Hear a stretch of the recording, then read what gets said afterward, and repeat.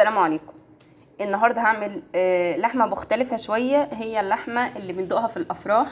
يمكن لما بنروح فرح اللحمه بتبقى مسلوقه، بس بيبقى حاطين عليها خلطه حلوه قوي بتخلينا نحتار كده في طعمها. النهارده انا هعمل لحمه الافراح بافضل طعم وبافضل طريقه، مكونات موجوده في كل بيت. والطريقه على فكره يا جماعه سهله جدا، مش محتاجه اي تعقيد. دي شكل اللحمه بتاعتي بعد ما سويتها. بجد حته الدهنه بقى اللي في اللحمه دي كانت احلى من اللحمه نفسها. هنشوفها النهارده وهنشوف بتتعمل ازاي. بس قبل ما نبدا الفيديو، لو اول مره تشوفيني انا هبه، لو ما اشتركتيش في القناه يلا بسرعه انزلي اشتركي، هتشوفي حاجات حلوه قوي هتعجبك. ولايك وشير لو عجبكم الفيديو. يلا بينا. اول حاجه اعملها انا طبعا هسلق اللحمه. في حاجه غريبه هتشوفوها دلوقتي، الناس اللي ما تعرفهاش، هي دي اسمها عصب. هنحط دلوقتي الميه تحت غليان، انا مش بحط اللحمه والميه بارده. العصب ده يا جماعه بتجيبيه من عند الجزار عادي جدا وانت بتشتري اللحمه. وهنزل بقى باللحمه بتاعتي، ده كيلو لحمه. وممكن تعملي الكميه اللي انت عايزاها، يعني المقادير اللي نعملها النهارده الكيلو لحمه. العصب ده يا جماعه بيدي طعم حلو قوي للشوربه وبيخليها تقيله. وانا في اليوم اللي بعمل فيها العصب ده، بعد ما بطبخ او بسوي محشي او بعمل اي حاجه، بحط الباقي في باقي الشوربه دي في اكياس وبحطها في الفريزر. انا هحوش بقى هنا الريم. ده اسمه ريم يا جماعه، بيشتل كده عشان ما يخليش الشوربه غامقه، وبيخلي برضو ليها طعم مش كويس. فاحنا بنحوش اي ريم بيطلع على وش الحله. العصب ده يا جماعه بيدي طعم حلو قوي للشوربه وبيخلي الشوربه تقيله. بتستخدميها بقى في اي حاجه، يعني ده يوم تقريبا تخزين الشوربه بتاعي. انا بعد ما بخلص طبيخ والشوربه بتهدى خالص بحطها في اكياس وبحطها في الفريزر. وفي اي وقت بطلعها، لما بيكون مثلا يوم هشوي فراخ او هعمل اي حاجه محتاجه فيه شوربه بطلع الشوربه. هنحط بقى التوابل بتاعتنا. دي جوزة الطيب.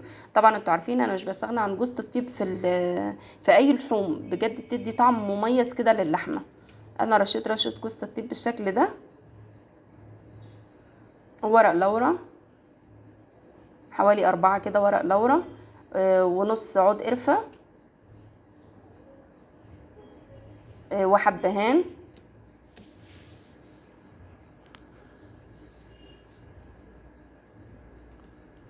ودي كبابة صيني برضو بتدي طعم حلو قوي للشوربة، وقرنفل. وزر ورد. دي كل التوابل اللي انا هحطها على الشوربه. هتسيبها بقى لحد ما تستوي اللحمه خالص، يعني انا مش هخليها بقى ناقصه سوا، لا هخليها تستوي خالص. الخلطه بقى الجباره بتاعتنا: بصله صغيره، جزره صغيره، فلفل الوان احمر واخضر واصفر، وحبه طماطم، ومعلقه توم، معلقه صغيره توم. انا قطعتهم بالشكل ده، وهنشوف بقى على النار هنعمل ايه.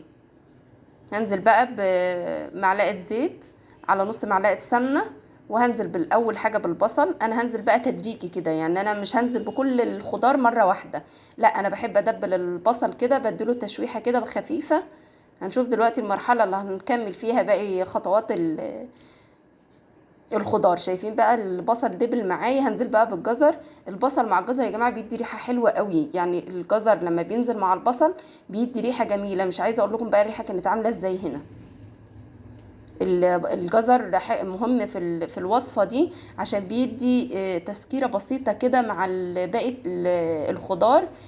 بيوزن الطعم يعني بمعنى اصح. هنزل بقى بالفلفل. طبعا ممكن تحطي نوع واحد من الفلفل، مش لازم كل الانواع، لكن بصراحه كل الانواع معايا بتدي طعم حلو يعني. يعني يا ريت حتى على الاقل يبقى موجود بصل اخضر، سوري، فلفل اخضر وفلفل مثلا احمر. لو الفلفل الاصفر مش متوفر عادي. هنزل بقى بالطماطم.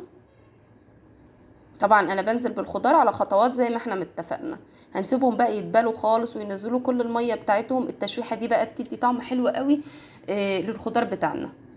هنزل بقى بمعلقة الثوم. معلقة الثوم دي بقى يا جماعة رهيبة، بتدي ريحة حلوة قوي لما بتتحط. خلاص كده كل حاجة دبلت وشربت، كل الخضار شرب من بعضه. هنزل بقى في المرحلة دي بقى بمعلقتين شوربة.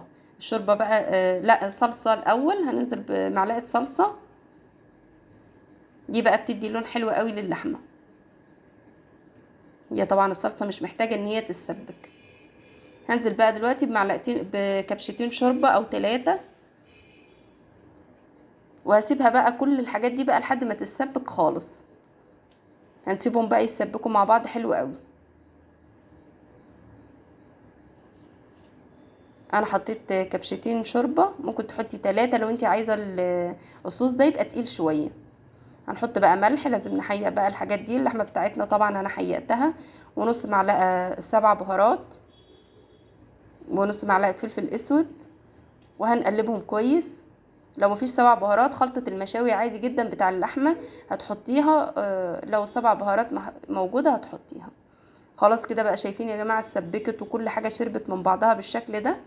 هنزل بقى بحبة كده في الطاجن بتاعي او صينية او اي حاجة تدخل الفرن،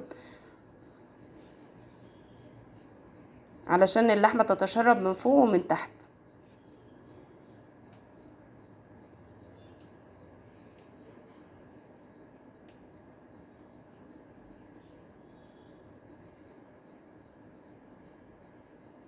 نحط بقى اللحمة بتاعتنا كده. شايفين يا جماعة بوريكم قد ايه اللحمة مستوية، يعني انا مش عايزاها نص سوا، لا مستوية خالص. هنحط بقى باقي التتبيلة دي.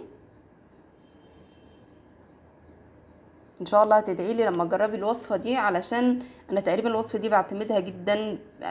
تغيير عن اللحمه المسلوقه العاديه اللي احنا على طول بنعملها، لا دي تغيير مختلف، وفي نفس الوقت انا استفدت بالشوربه في اي حاجه انا بعملها جنب اللحمه، وفي نفس الوقت كمان بشيل منها. انا هغطيها بقى بورق فويل وهدخلها الفرن على درجه حراره عاليه لمده ربع ساعه لحد ما كل حاجه دي تتشرب من بعضها، وبعد كده هرفعها تحت الشوايه بس تاخد لون. انا بحطها على الصاج يا جماعه، مش بحطها على الشبكه، بحطها على الصاج عشان كل حاجه تتشرب من بعضها. دي شكلها بقى بعد ما خرجت من الفرن. شايفين بقى اللون، شايفين اللمعه بقى اللي في اللحمه. مش عايزه اقول لكم الريحه عامله ازاي، هي لما اتغطت كده ودخلت الفرن كل حاجه بقى شربت من بعضها.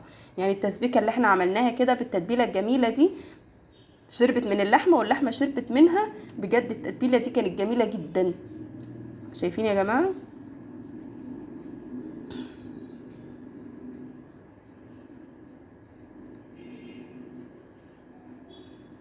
يا ريت كل اللي جربها يكتب لي في الكومنتات تحت كان طعمها عامل ازاي. بالهنا والشفا مقدمة لكل اللي هيجرب الوصفة. اشوفكم في فيديو جديد ووصفة جديدة، وباي باي.